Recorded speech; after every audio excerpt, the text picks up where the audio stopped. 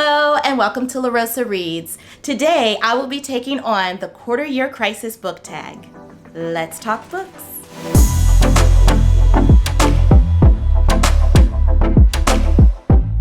Yay! I remember whenever I started LaRosa Reads, one of my goals, don't laugh at me, but one of my goals was to get tagged by fellow booktubers. And I kind of sat around for a while and I was a little nervous and feeling a little embarrassed and a little like left out because I wasn't getting tagged. And now here we are with a book tag from Krista at Books and Jams. Shout out to Krista at Books and Jams. I love you. I love your content. And I appreciate you tagging me for the Quarter Year Crisis book tag. Question number 1. How many books have you read so far? I am pretty darn proud of myself. I have read 29 books as of today. It's only like April as of the time that I'm recording this, and I know it will be published in May, so I think I'm moving along pretty nicely. Question number 2. Have you already found a book you think might be a 2022 favorite? If not, what was your favorite book you read that wasn't quite 5-star?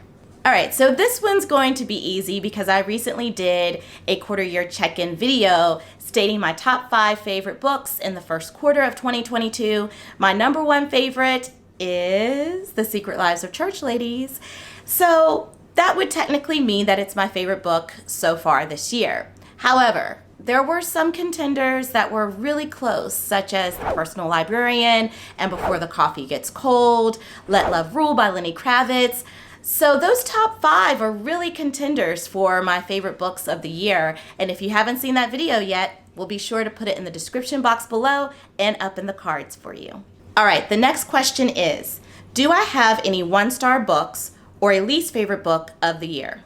Oh yes, I do have one, my friends, and it is No One Is Talking About This. So No One Is Talking About This was a book that I had to read as a judge for the BookTube Prize in the Octofinals.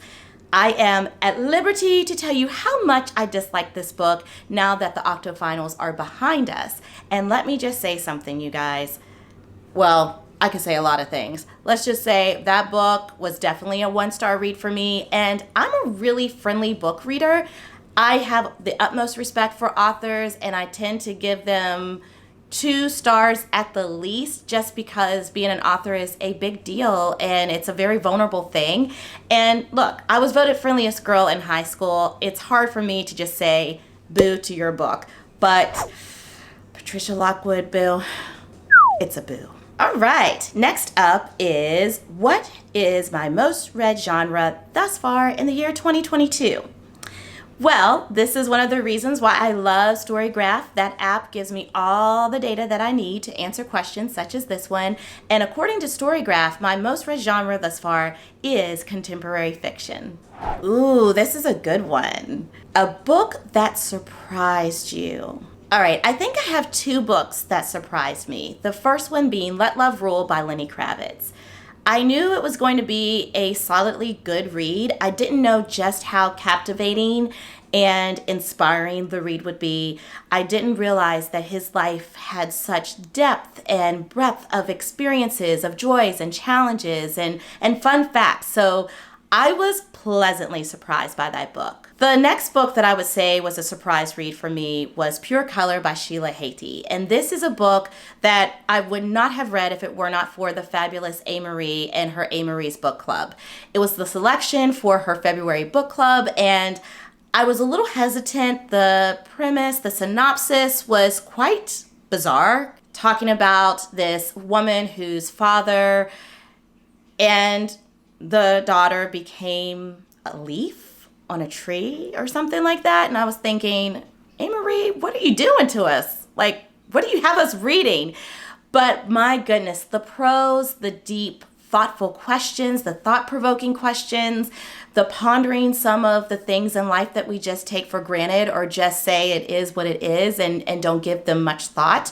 But yet we should be more thoughtful about our existence and asking those big questions. And I found that this book took me there in many ways, so it was a pleasant surprise. Book that's come out in 2022 already that you want to read but haven't yet.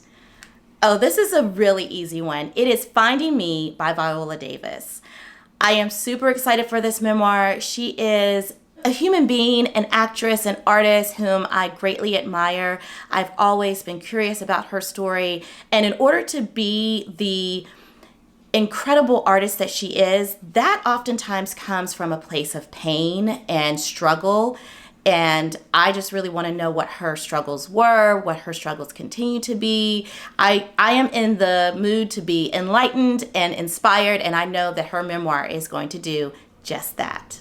One goal you made that you're succeeding at. I have to say that the goal that I'm succeeding at is just reading for joy.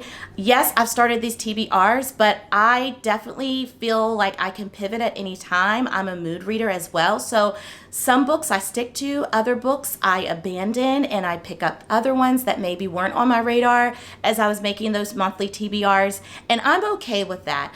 I want to continue to read for joy and pleasure, not feeling stressed or the need to do it to create content on BookTube. So we're doing pretty good with that one. All right, so one goal I made that I need to focus on. I've got to think back to those goals that I made in the goals video at the beginning of this year. I think that it's the comparison is the thief of joy thing. I am really having to intentionally work on that as I'm creating BookTube content and as I'm discovering new BookTubers. I do feel like that takes more effort than my other goals to constantly remind myself and center myself on the purpose of me engaging in the BookTube community and not really trying to compare myself, my number of subscribers.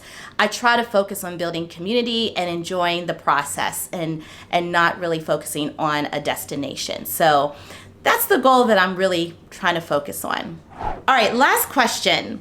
Name a booktuber, bookstagrammer, or book talker that is new to me in 2022. So I am not on BookTok. I don't plan on going on BookTok anytime soon. I am on Bookstagram and obviously on BookTube. And when I think of a new person that I just absolutely love and want to recommend to you, it is Books with Bonnie. Books with Bonnie is a fabulous BookTube channel that I recently discovered, and I am so glad I did. I love Bonnie's vibe, her energy. She's just got this infectious smile and laugh. I can't stop smiling when I watch her videos, and so I think I'm gonna tag her for this wonderful book tag that I did today. So Bonnie, tag your it, my friend. All right, so that was my response to the Quarter Year Crisis book tag. I hope you enjoyed this video, and be sure to check out some of my other videos, such as this one right here. It's important that we stick around and do this book community thing together. It's not a community without a group of people. So until next time, happy reading. Bye.